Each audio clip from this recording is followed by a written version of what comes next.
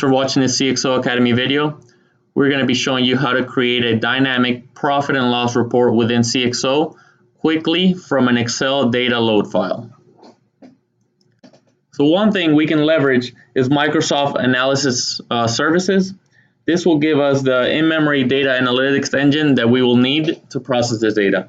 And this sounds pretty technical, but it's really pretty simple. This is a report we're going to be creating today. We'll have accounts on the rows. We'll have columns for our actual numbers. And then we'll have a selector for budget, previous year, and previous period. We'll have variances and then a bar, depicting those variances. On the side, we'll have a trend for the account selected on the rows. We'll even have an extra breakdown for all of our entities, in this case, Europe, rest of the world, and USA.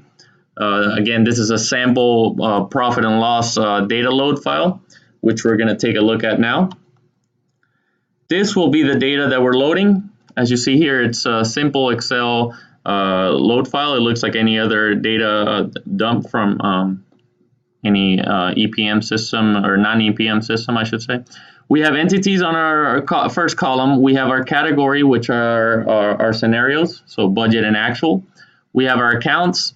Then we have a value, and then we have a date. Notice that this date is just a full date. It's no month or period, and that is something we can actually create pretty simply. So let's take a look at now how to load this data from Excel to our SQL table. So if you see here, I am now in my Analysis Services portal, which is web-based, given by Microsoft. I'm creating a new model from an Azure SQL database, which I just simply loaded my Excel table onto, just a straight load. And once I've configured that, as seen here, we'll click Next. And we'll select that we want these following tables. So that's actually the table I loaded. I just called it Finance Data, and that's our sample profit and loss Excel sheet, which we saw. I'll hit Create, and it'll now give me a blank model. So this model will allow us to display this data within CXO in a structured manner, and I'll show you now here. So using Tabular Technology, there's no need for your own infrastructure. This is provided on the cloud by Microsoft Azure Analysis Services. And as you see here, we now have a model of our Excel data, which is relational. So therefore, we've created now, for example, a period hierarchy, which is pretty simple to create. And that was just based off our quarter and months, because this technology understands that we had a full date and it knows how to split out month from year. So once we created this model, we can now see within CXO and start creating our report. So now I come to the CXO Designer, where I'll see the New Report button. We'll go ahead and click that. We'll name this report Profit and Loss Demo. And it'll come from our source finance system, which is the model we just created.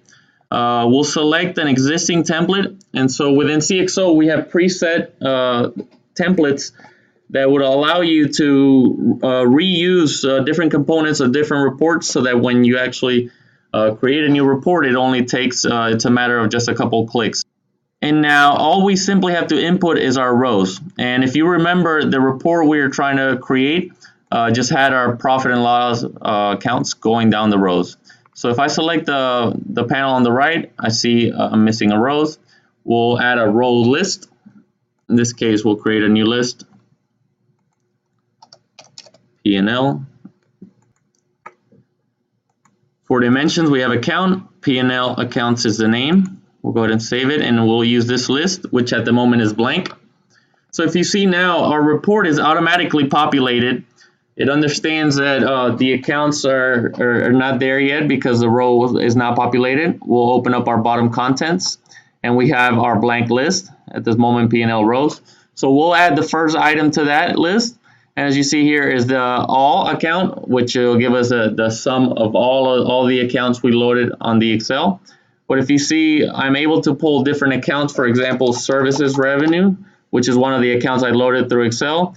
And right away, you'll see within CXO, you have your actuals, your budget, variance percentage, and that is because for these selectors, I've also set up a list already, a shared list within CXO, which will allow us to reuse. We'll add another item now, services revenue. Let's add hardware, as in the original report. So as you can see, you can just keep adding items, and each of the items can actually be a formula. So if I now wanted to add an item that'll be a formula, I don't want it to use my account. It'll simply be a formula of the first services revenue and hardware revenues. So we'll see now, it'll be called all, and it'll be the sum of the first two. So this is also something you can do within CXO. For formats also, I can apply a bold formatting, and that'll give me my all line to be bold. CXO automatically understands the time periods, again, because of a shared list. And speaking of shared lists, I will now replace my original list, which I just created. I actually already had a shared list, which I'll show how to load onto a report. We'll select P&L accounts, which was the list I previously had. I'll just use selected list. And what you now see is that I have the same list as before loaded onto this report. And we even have the ability to drill into hardware revenues, for example, or services revenue. And we have the children of those accounts. And we even have lines for in percent of total revenue. So every line, you'll see what the percentage was in comparison to total revenue. So quickly within CXO, you can build this report.